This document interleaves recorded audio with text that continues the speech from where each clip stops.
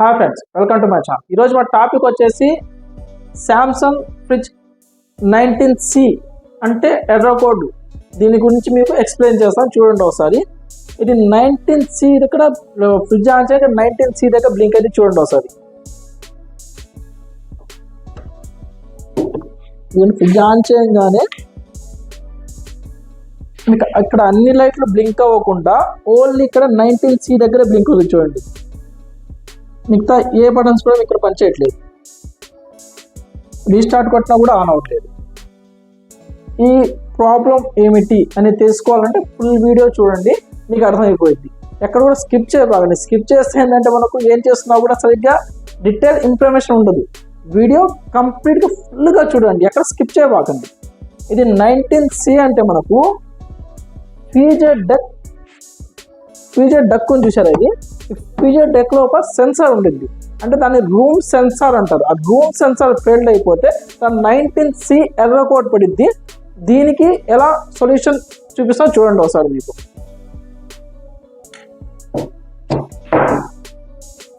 మామూలుగా తీసేస్తే డక్ బయటకు వచ్చేసింది. మాకు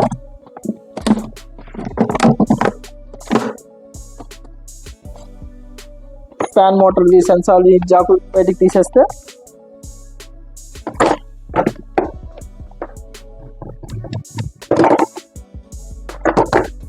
ఓకే, మనకి ఇక్కడ ఇది చూసారా? దీన్ని కాయిల్ సెన్సార్ అంటారు. ఇది కాయిల్ సెన్సార్ ఫెయిల్ అయితే మీకు వేరే ఎర్ర కోడ్ పడింది, అది మీకు నెక్స్ట్ వీడియో చూపిస్తుంది. దాని గురించి కూడా మీకు ఇప్పుడు ప్రజెంట్ మనకు 19C పడుతుంది. 19C అంటే రూమ్ సెన్సార్ కంప్లైంట్. దీన్ని రూమ్ సెన్సార్ అంటారు. ఈ రూమ్ సెన్సార్ అనేది బయట ఒరిజినల్ దొరకదు. దానివల్ల డక్ ఆర్డర్ పెట్టాను. మీకు డక్ మార్చి చూపిస్తాను చూడండి ఒకసారి. ఇదేమో కొత్త డక్.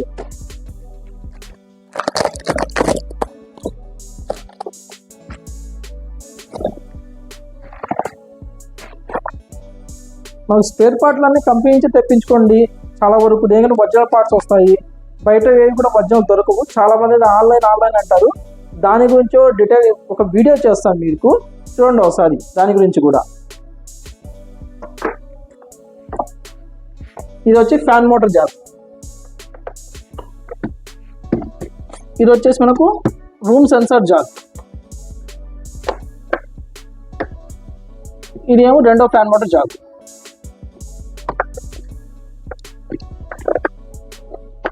ఈ మూడు జాకు కూర్చోపెట్టిన తర్వాత సేమ్ ఇలా పెట్టేసి ఇలా నెట్టాడు. చూసే ఫిట్ అయిపోయింది. ఒరిజినల్ పార్ట్లు అయితే అలాగే ఉంటాయి, కరెక్ట్గా ఈజీగా ఫిట్ అయిపోతాయి. ఇక్కడ మీకు ఇందాక ఫ్రిడ్జ్ ఆన్ చేయగా 19C పడింది కదా, ఆ 19C ఇప్పుడు పడిందో చూడండి ఒకసారి. ఆన్ చేస్తుంది చూడండి. ఇందాకనే ఆన్ చేయగానే ఇలా మొత్తం లైట్ వెలగకుండా ఓన్లీ 19C ఒక్క చోట మీకు లైట్ బ్లింక్ అవుతూ ఉంది.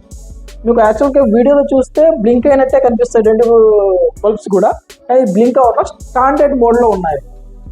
ఇలా 19C ఎర్రర్ వస్తే ఇలా చేంజ్ చేసుకుంటే ఈజీగా సొల్యూషన్ దొరికింది. ఓకే ఫ్రెండ్స్, ఈ వీడియో నచ్చితే లైక్ చేయండి, కొత్తగా సబ్స్క్రైబ్ చేసుకోండి. సబ్స్క్రైబ్ చేసుకున్న వాళ్ళు కంప్లీట్ గంట సింబల్ కొట్టడం మటుకు మర్చిపోబాకండి.